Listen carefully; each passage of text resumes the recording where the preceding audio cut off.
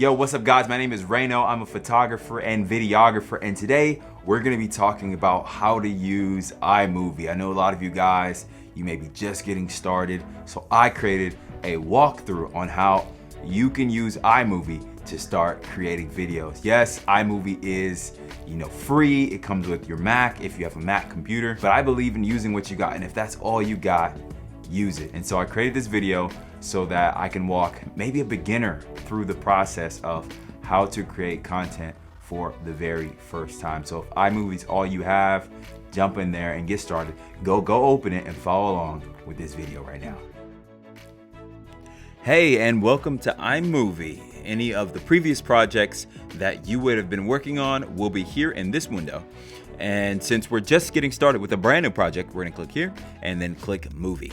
Over here in this corner is the access section. This is where you're able to access your photo, your video, and your media elements. At the top here is where you transition between your different media elements, such as your audio, your titles, your background, and your transition. Over here is your playback window where you're able to control your video as you're editing it. At the top, above the playback window, are the tools and the various controls. These controls and tools help with specific functions as it's in relation to editing your video. All right, in the playback window, if you want to play the video, you click the play button. If you want to go to the next clip, you click this forward icon here. If you want to go back to the previous clip, you click this icon here. If you want to go full screen, you click this button here. If for some reason you want to do a voiceover, iMovie has that option. You click this microphone button here to record your voiceover over your video. Here at the bottom is the timeline where you'll be creating and editing your video. If you click settings, this is where you're going to get your settings,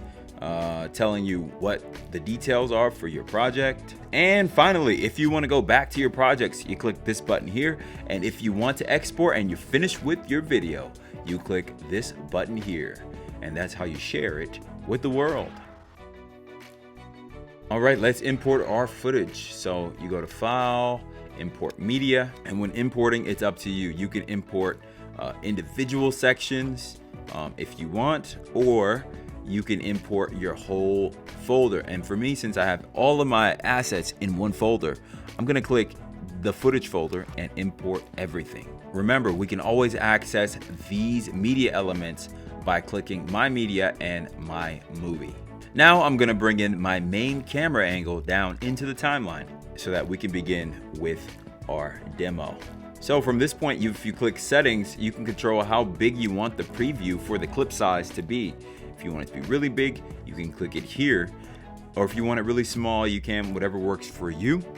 If you want to show the audio waveforms or not, I typically like to see the audio waveforms because I want to see what the audio is doing. So I tend to want to see the audio waveforms because it will help me with editing my video. Now, if you want to just zoom in for any reason, next to the setting is a zoom in icon. So if you want to zoom in and see your video blown up, and you can see all the details with audio waves, that will allow you to do that. But shortcut is Command plus and Command minus. So the shortcut for zooming in and zooming out is Command plus and Command minus. That lets you zoom in and zoom out on your timeline. All right, so here we are. We're gonna start by cutting our clips. And the way to cut the clips in iMovie, I highly recommend you guys start memorizing these shortcuts, write them down, memorize them so that you can get faster. The goal with editing is to save time by using the built-in shortcuts. So there's really two ways to cut in iMovie. You click Command B, and Command B, that's where it will cut. If for some reason you make a mistake and you cut in an area where you didn't mean to cut to, all you have to do is click Command Z to undo it, and it will be back to how it was. So Command Z to undo, super important. Another way to cut, you can just drag. So let me Command Z. You can just drag to delete as well. So if you want to delete something from one side or another, you can just drag it over and delete it that way as well. So at this point in the edit is where you start by getting rid of mistakes. So you start getting rid of any ums and ahs and empty spaces. Here's a pro tip. If you see any dead space in the audio forms, that's a good sign that you need to get rid of the cut. So I'm gonna click Command B, and just imagine that like this is a mess up. I click X to select, and guess what? You're gonna hit the delete button to get rid of it. Or if you see that portion and you just want to drag it over and get rid of it, you can do that as well. And so this is the part of the edit where you just go through and you cut out what you don't want. And remember, time is money, so you have to move quick so that you can get the edit finished at your desired deadline. Now, what's really cool about Imovie is that if you want to move something around, it's really easy. It's really cool because you can move things around if needed be. All right, on the next step, we're gonna start bringing in overlay footage.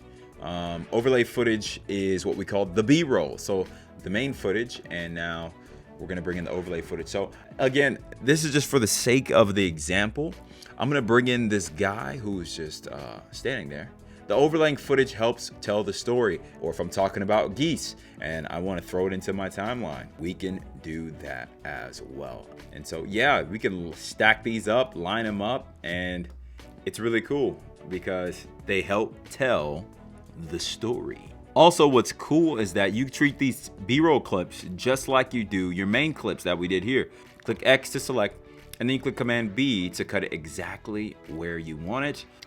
All right, now time for titles. So if you want to add titles to your project, just click titles, and in Imovie, there are a bunch of pre-installed titles that you can add to your project. You just click one and you can just drag it into your project. Once in, you're able to change what it actually says. So I'm gonna say, hello, exclamation point. And if you just put your mouse over, you can see that some of them are animated while others are static. So go through and see which one you like more. All right, and just like any other of the video assets, you're able to zoom in and drag it over for as long as you want. You can cut it just like a video and everything else. So Command B, and you can move it around as you wish. If you want to edit it, you can just double click on it, and then from there you can control the size, the arrangement, the color, the font, all right here from the title menu. And here I've actually changed it to my name so that you can see it introduces me and then leaves. All right, the next section that we're going to look at is the transition section. Be careful not to go too crazy with the transitions, because some of these, I mean, they're cool, but if used too often, they can make your video look really cheesy. So my favorite one to use that is used a lot on my personal productions is cross dissolve, fade to white, and fade to black. Now, in the case of a talking head where I'm actually talking, you don't want to be using a transition. You probably just want to zoom in and zoom out using the crop to fill feature. I highly recommend that if you have a situation like this and you want to add emphasis to what you're saying, or maybe you had an and you want to get rid of it, you just cut it out by zooming in, and then you cut back to what you're saying. So yeah, here, you see that cut? Hold on. So yeah, so if had I said or something in between there, I could have easily gotten rid of it, and you'll see that a lot on YouTube. So the reason why I do that is to break up the camera angles so that it's a little bit more interesting for the viewers.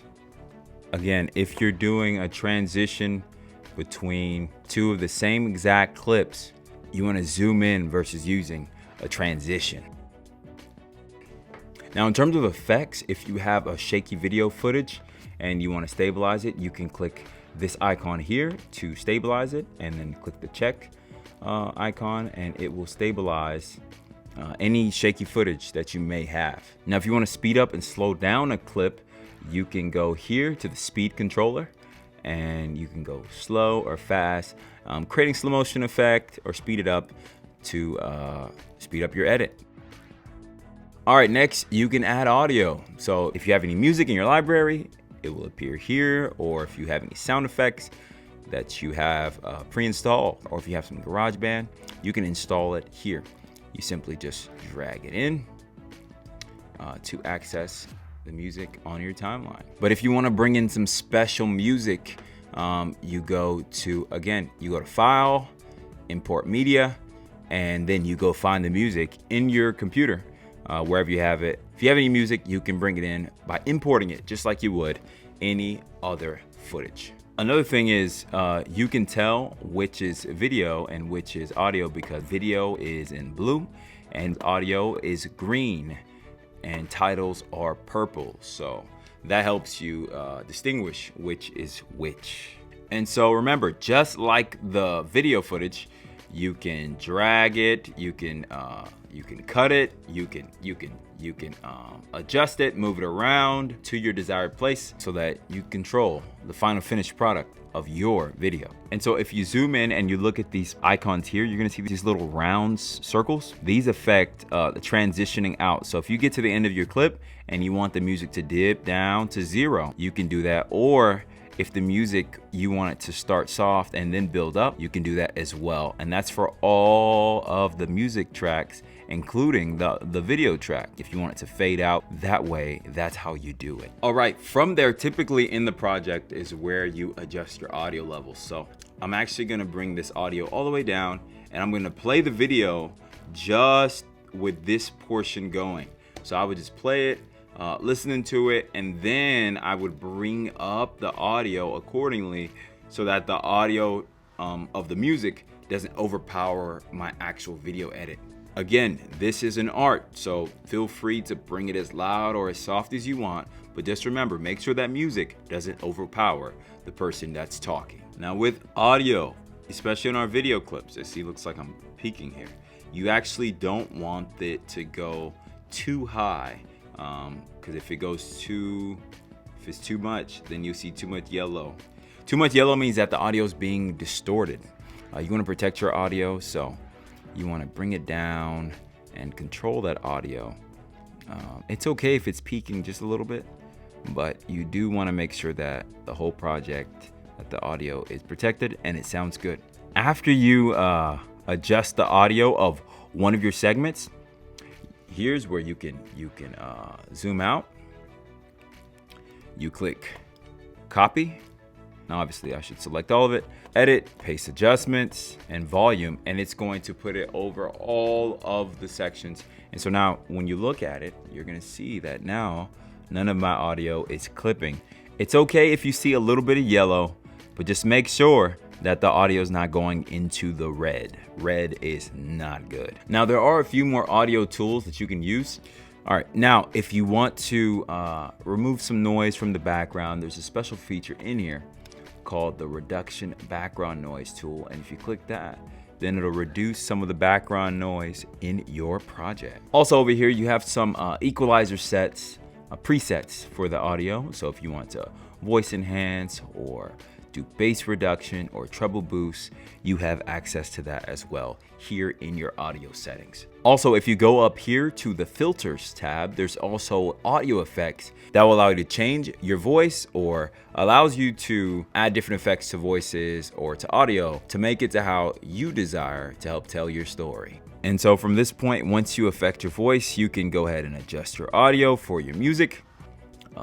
Again, this is a personal choice. Feel free to adjust it how you want. The way you color correct is you click the second icon over here that says color correction. This white circle will affect the highlights, and the dark circle will affect the darks, and the mids are affected here. So you can adjust your colors accordingly. Here is the saturation. So if you want to increase the saturation, you drag it up, or if you want to bring the saturation down to where it looks more muted, you can do that as well. Here is our Kelvin setting. So if you wanted to make it more orange, you can do that so that it's more warm. Or if you want to make it more cool, you can do that as well. Over here is our color balance section. And over here you have different settings like auto, match color, white balance. Just from my personal experience, they're not that great using audio settings. Much rather would use custom colors in order to fine-tune my color the way exactly I want. And then from there, once you correct one of the files exactly how you want, you can actually do just like we did with the audio.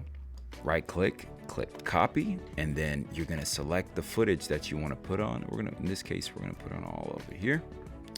And we're gonna click edit and paste adjustments, and then you're gonna click color correction. And then from there, that same color effect was added to all of them. Now, These same color adjustments can also be applied to your B-roll here as well. If you want to adjust your B-roll to make it exactly how you want it, to match the feel of your video, you can do that as well. Copy and paste the adjustments over to the other one, and it works the same exact way. So if you want to export your video, it's as simple as clicking this button here. These different options here, or if you want to email this video to yourself, or send it directly to YouTube and Facebook, or just if you want to grab a freeze frame of the current frame that's on the screen. In this case, it's this expression of me right here. But normally I don't use these features. I typically only just export it directly to my computer or to my hard drive, and then I'll manually upload it to Facebook or YouTube or wherever it's trying to go. And these are the descriptions for the video. So if you just want to export audio, you can do that. Or if you want to export video and audio, if you want to export resolution 1080p, typically it's basing the resolution based off of the footage that's actually in the timeline. So in this case, I shot in 1080p, so it's showing me 1080p. And if you shot in 4K, it'll show you 4K. But here, high quality, yes, compress, better quality. And then we click next. So yeah, and I just saved it to my hard drive. But if you want to save it to your desktop or somewhere else, your movie will be saved there. And you see in the top right-hand corner, you see the progress, and if you click on it, it'll tell you how long it's gonna take to export. Yo, I hope you learned something from that video. If you want to see more content like this, let me know. Guys, go out there and create. We live in a digital age. This is the time to make videos. So if you want to be great, you got to create. Go out there and go make you some videos too, and you got no excuse. Imovie's free. So let's go out there and let's get it.